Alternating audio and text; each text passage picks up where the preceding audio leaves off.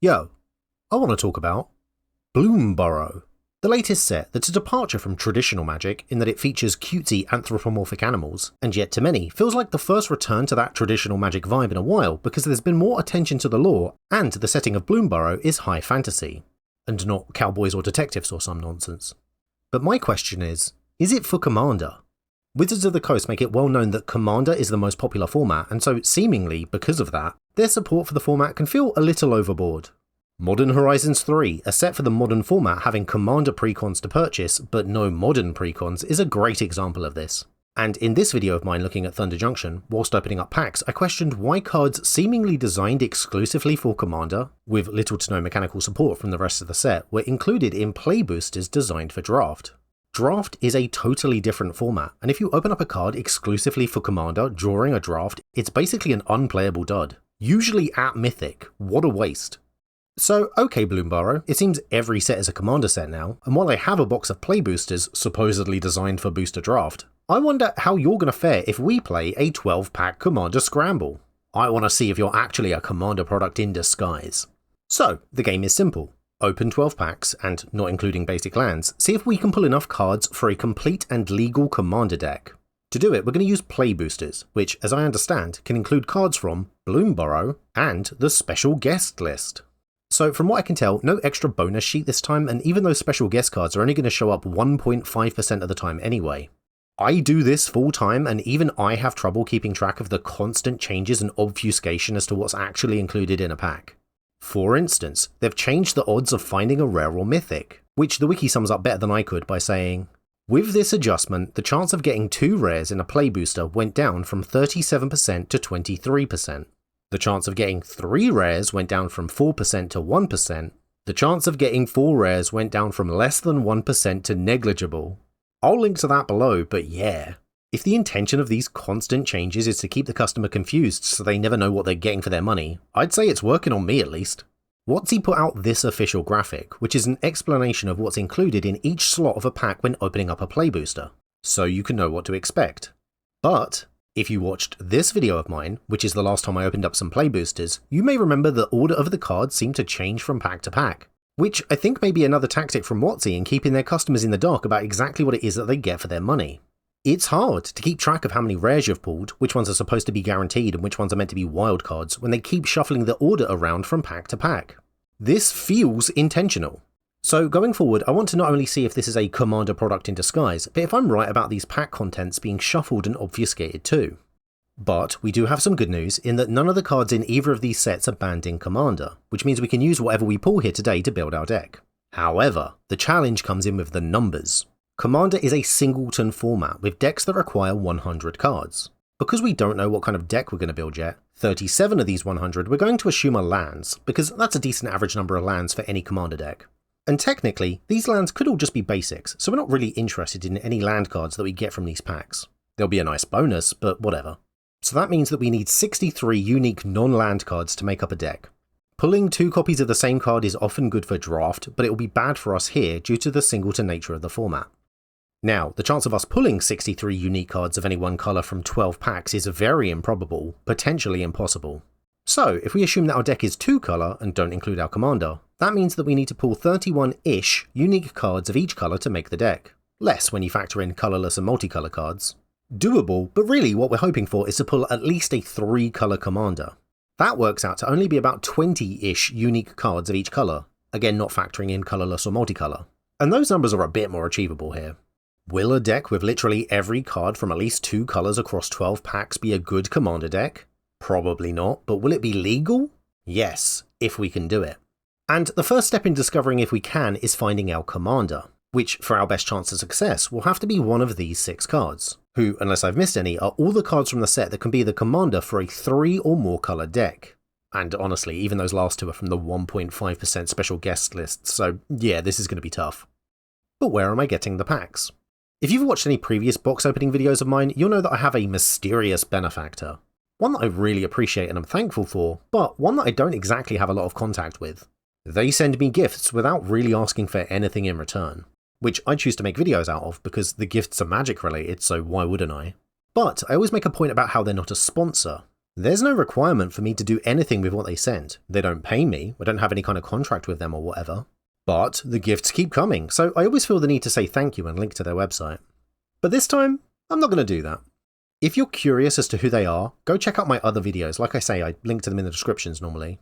But yeah, this time I'm just going to accept the gift, say thank you very much, I really appreciate it. And if they send anything else, I'll probably will go back to naming them when I say thank you because it's just polite and that's how I was raised. But for this one, no, I'm doing some science.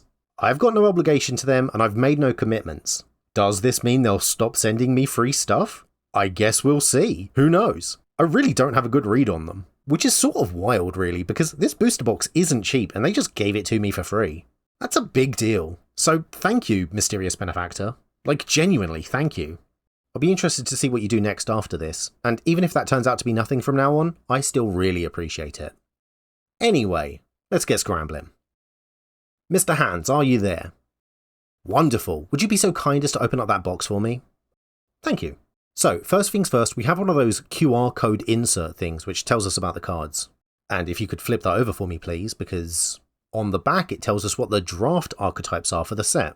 Extremely helpful even to veteran players because each set features different mechanics. But, back to the box though, and oh yeah, that's the stuff.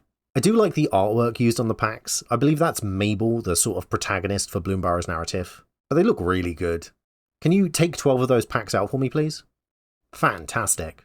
I do miss the days when packs would feature different kinds of art, but that's admittedly an incredibly small nitpick as these look great and opening packs is one of the best part of playing Magic. And it's why I'll always prefer paper over digital. So, with that being said, let's begin with Pack 1.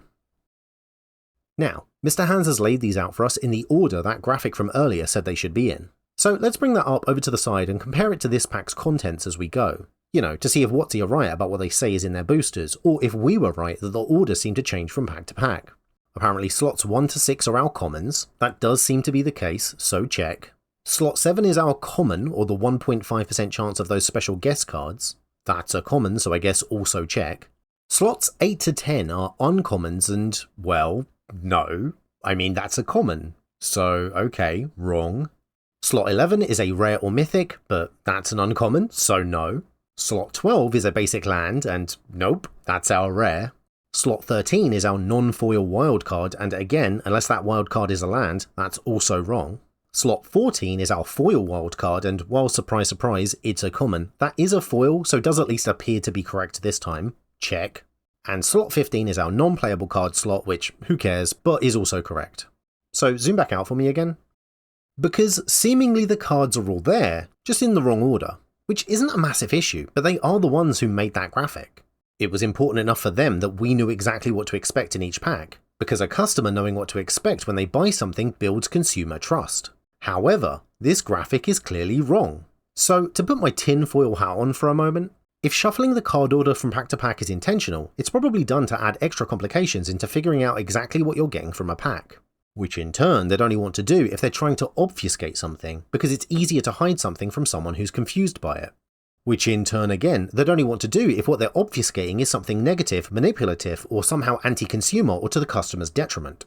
Like for instance, if they were hoping that you wouldn't notice the removal of something from packs that you were expecting, or if they made them a worse deal by lowering the odds that you'd get a rare without lowering the price. Maybe I don't need this tinfoil hat after all. But anyway, Mr. Hands, are you ready to go again? Okay, perfect. Let's continue with our command to scramble. I do like Bloomburrow, and there's some fun picks here, but for this pack, our spotlight card is Barkform Harvester. I'd questioned in a previous video how Bloomburrow was going to get around the Lorwyn draft issue. See, another time that we had a set like Bloomburrow, devoted to 2 colour creature archetypes, was way back in Lorwyn. And during playtesting for that set, they discovered that having the colour combinations tied to creature types created an issue during drafts that needed to be solved by the introduction of shapeshifters to the set. Or with the changeling mechanic, meaning they were able to go into multiple different types of deck regardless of what creature type that deck focused on. Bloomburrow also has the colour combinations tied to creature types, and I was curious to see how they'd get around the same issue. But it seems they've solved the draft problem in exactly the same way, as Barkform Harvester is also a changeling, a solution I hadn't considered because I assumed they'd do something new. But if it's not broke, I guess don't fix it. So yeah. Pack 2. And speaking of the creature types, this pack has a bunch of them. We've got rabbits, raccoons, mice, otters, squirrels, frogs and lizards, which are each one of the set's 10 archetypes. However, the spotlight card for the pack is Quake Tusk Boar, which has the elemental and boar types, showing that the set does have other creature types in it outside of those 10 archetypes, even if they are just the elemental calamity beasts, which are sort of the baddies of the set. Pack 3. And actually the very first card there is, I think, one of the most interesting. See, Brave Kin Duo is one of 10 duo cards from the set, all of which are monocoloured but are designed with 3 colours in mind. Rabbits in Bloomburrow are green and white, mice in Bloomburrow are red and white, and as you can see from our spotlight card, Brave Kin Duo is both a rabbit and a mouse. Which is a smart bit of card design because that means that this card will work perfectly well in a deck which is mono-white, a 2-colour deck based on the 2 creatures, or even a 3-colour deck based on both creature types. Very good card design, ingenious in fact, well done Watsy. Pack 4. Oh, thank the Lord. I hadn't forgotten that this was supposed to be a commander scramble, and I was starting to worry that we hadn't found any legendary creatures to be our commander yet. But luckily, our spotlight card for this pack is Castrol, the Windcrested. It's 2-colour, which isn't exactly what we wanted, but it's a flying 4/5 with a card draw engine, so that's pretty good if we can find enough other birds to support it. Or, quite frankly, just enough white and blue cards regardless of what they do to actually make up the numbers for the deck. Pack 5. And I feel my spotlight card for this pack is a weird pick, because I'm going to choose this Otter token. A lot of cards and mechanics in Bloomburrow involve the creation of tokens, and from feedback that I've heard from players and stores, it seems that the tokens are so integral to gameplay, people have actually begun running out of them, or just not had enough to begin with. And I get it, this Otter token, of the many types of tokens required for the set, is the first we've seen. This is only a single copy of it, and we're on Pack 5. Pack 6. Now if you're looking, you may have noticed, what was a common in previous packs is now an uncommon, because the order of the cards has been shuffled in this pack once again. So I'm not crazy. But for now, our spotlight card for this pack is Gossip's Talent. This is of course the first time we've seen these class cards outside of a D&D themed product, where in that setting they were named things like Cleric, Druid and Barbarian to reflect the job roles people could have in that world. Whereas, you can see that the denizens of Bloomburrow have roles like Caretaker, Innkeeper, Artist, all of which are delightful. And of course, Gossip. And I don't know, I just really like that idea. I wouldn't want to see these class cards in every set, but I think it's a really fun way to get across some information and flavour about what life is like for normal people that live on the plane. This is good world building. Well done. Now, this was Pack 6, so we're halfway through. But before we open up Pack 7, this is still a commander scramble, and while we may only have Castrol as a potential commander so far, I'd still be interested to see how many cards of each colour we've opened, you know, to get an idea of how we're doing. So, Mr. Hands, would you kindly show us all of the white cards, please? Thank you. Okay. Only 8. That's about half as many as I'd have liked if we're going to try and build a 2-colour deck. Okay. What about blue? Oof, also 8. Right, that's only 16 cards in total, of the 63 we need to make this deck. Meaning, while we're still only halfway through though, we'd realistically want double that number we currently have at this point if we're going to successfully build a 2-colour deck. Oh well, show me black. 10 cards, a bit better. If we can get one of those 3-colour commanders, black's looking like it would be a good include. Show me green. 12 for green, crikey. White and blue really need to start pulling their weight if we're going to build a Castrol deck. Okay, show me red. 14 for red, okay. If we can find a red and green commander, we might be in business here, because those 2 colours together would make up 26 cards of our 63. And once you factor in colourless and multicolour cards, that's a much closer number to where we need to be right now. Fingers crossed we find one. Pack 7. Oh, hey look, we have a mythic in Warren Warleader. Is that our first one? Either way, the spotlight card for this pack is actually the Basic Forest. Because, did you know that there's now a staggered rarity for basic lands featuring different art? For instance, when opening a pack you now have a 40% chance that the basic land will feature the common Spring art, a 30% chance it will have the uncommon Summer art, a 20% chance your land will have the rare Autumn art, and a lowly 10% chance of getting the mythic Winter art. Does that sound dumb? Is this just a cheap way to try and bolster the price of rare basic lands on the secondary market? I guess time will tell, but either way, I think this forest is the rare Autumn art version. Maybe I can sell it and retire on the riches. Pack 8. Anno. Oh, I was hoping. I do research the sets before they come out, but I try not to look at every card because I like to be surprised when I open packs or actually draft a set. A lot of my reactions you'll find in these videos are genuine, so I didn't know if I was going to get to do this for Bloomburrow, but our spotlight card for this pack is Eddie Merc Crab. Because, and if you know, say it with me now, crabs are the best creature type in the game. I would say that this is a hill I'm willing to die on, but I don't need to because look at it. Look at how good looking this crab is. No one's going to be foolish enough to disagree with me. Pack 9. And I do enjoy Bloomburrow setting. It's dumb, but how can you not like Teapot Slinger? I criticise sets like Thunder Junction for not taking themselves seriously enough, but this nails the tone. It's comedic without being ironic. Cards like this are humorous, but they help build the world, and they don't shatter immersion, break the fourth wall, or wink at the audience. However, our spotlight card for the pack is Fountain Port Bell, because I think it's really interesting. It's basically a more flexible Traveller's Amulet, which is a staple, because for the same mana cost you can get the exact same effect. Or if you wait a turn, you spread the cost, you get the land anyway, and now you can draw a card from the top of your library. I'm hesitant to say that Fountain Port Bell is strictly better, but some decks like Miracle decks are going to do very well with it, and it certainly is interesting, I like it. Pack 10. Do you see what I see? Have a look. That's right, our spotlight card for this pack is Muera Trash Tactician. Not a massive fan of the fact that trash is in the name. It's a little bit Guardians of the Galaxy, a little bit memey for my liking. But it's a legendary creature in red and green. Still only 2 colours, but at least now we have some options when it comes to our commander deck. Pack 11. Oh, and hey look, I know I already talked about this, but I have a second fun fact, so our spotlight card is Glive Dive Duo. Another one of those 10 duo cards. Because if you remember, I said these can work in 3 colour decks. But unlike the other colour duo cards, who would all function in decks made of 3 ally colours, the 2 black duo cards have creature combinations designed to work in 3 enemy coloured decks. Meaning these 10 duo cards feel, to me, like they're not from one cycle, but instead from 2 separate ally and enemy ones instead. I wonder if we'll see these again in the future. Pack 12. And oh boy, I was really hoping that we'd find at least one 3-colour commander, but alas. So instead, our spotlight card for the pack is 3-Tree Rootweaver, because it's a Mole Druid. I'd made mention earlier when talking about Quake Tuskboar that other creature types outside of the 10 creature archetypes make appearance in the set, but I said that many of them were the antagonistic elemental calamity beasts. 3-Tree Rootweaver here is a mole though, proving that not every additional creature type outside of those archetypes is a baddie. And that's it, that's our 12 packs. Mr. Hands, would you kindly sort out and show me all of the multicoloured cards that we have, please? Okay, yeah, that's not many.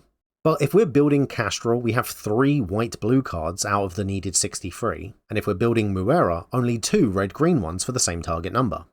I have a better feeling about our chances with the red-green one though, so let's start there and see how we get on.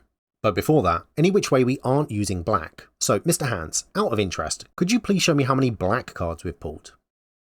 18 unique black cards, a decent amount, probably not enough to have supported a 2-colour black deck even if we had found a commander. But maybe enough that more black cards means less cards for the other colours, so we'll see what that's done to our numbers.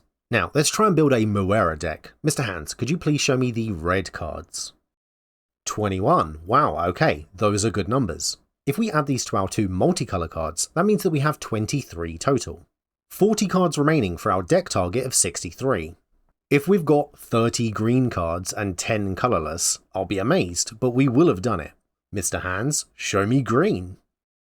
Oh no, that's not 30. That's 15, oh dear. That means we'd need 25 unique colourless cards. Yeah, that's not happening, oh dear. Okay, let's bail and try and build that other deck. Maybe we'll have more luck in white and blue with Castrol. We already had 3 white and blue multicolour cards, so Mr. Hands, please show me white. Okay, 19 white cards. That's not terrible. With our existing 3, that's 22 cards total, meaning 41 cards left for our target of 63. But that's a lot of pressure to put on blue's shoulders. So let's see how it fares. Mr. Hands, show me blue. Oh dear, 17 blue cards. So that's 39 cards for our Castrol deck in total, meaning we'd need 24 colourless cards. Only 1 less than we needed with our red-green Muera deck. Ugh. Okay, So if we want to build a full and legal commander deck in just 12 packs, we will need at least 24 colourless cards for us to be successful. The chances of that are slim. But hey, maybe we pulled a lot of different colourless shapeshifter changelings, so I suppose it's not impossible. Mr. Hands, show me the colourless cards. Yeah, okay, no, obviously. Even with the inclusion of changelings in the set, we still only managed to pull 5 colourless cards, which sadly means that we are a whopping 19 cards short if we were to build Castrol. So here's the deck. A rough one this, but while we look over the cards here, I have to say that, you know what, I'm actually pleased. We didn't get very lucky in our pulls, only 2 legendary creatures from the packs and both of those only 2 colour. That meant that the decks were always going to be so tight that I didn't even bother looking at mechanics or synergies because I knew that every card was going to have to count towards our target, regardless of what it did, so long as it could legally go in. So why do I say I'm pleased? Well, I started this Commander Scramble series because it felt like every set was designed to be a Commander set, regardless of the intended format. I was noticing the sheer number of 3, 4, and even 5 colour legendary creatures with unique mechanics that didn't pertain to the rest of the set being printed in packs supposedly for draft. Those types of creatures are great for Commander, but not a draft environment. So I was curious to find out exactly how much WotC were leaning into it. I picked a ridiculous idea, like building a full deck out of just 12 packs to see if that's how far we'd come in making every set a Commander set. So I'm pleased because, looking at Bloomburrow, it seems not very far at all. Which is good. Commander precons should be for people that want to play Commander. Special unique cards printed for other formats should go into other boosters, like the now discontinued set boosters. And the cards inside draftable packs should be for draft. And looking at this, thankfully, that seems to be what's happened with Bloomburrow. Which is odd, because by the metrics that we're using here, the fact that this set seems better for draft means that our 12-pack Commander Scramble is a fail. We tried Bloomburrow and we failed, and I for one am all the happier for it. What do you guys think? Which of these 2 half decks would you rather try and finish? Is there a 3-colour commander from the set you'd wish we'd found to make it easier? And what's your thoughts on WotC telling us that cards in packs will be in a certain order and then changing that order? Is it so that they can more easily hide the fact that they're manipulating the pack's contents, or am I just insane? Let me know in the comments below. I do feel like that idea is somewhat conspiratorial, because WotC probably aren't trying to hide the fact that they're taking stuff out of the packs without reducing the price, right? Wait, hold on. We just opened up 12 packs. Where were all of the borderless showcase and extended art cards? Thank you very much for watching this video, and thank you to everyone that supports me, like James Diamond, Eggboy the Particle that permeates all existence, and the rest of my patrons whose names are on screen now. I'd also like to thank the sponsor for this video, me and my Patreon page, where you can get your name credited on screen too. Check it out in the link in the description below. Hit the like button, leave a comment, install an adblock, and most importantly, subscribe and share this video with a friend.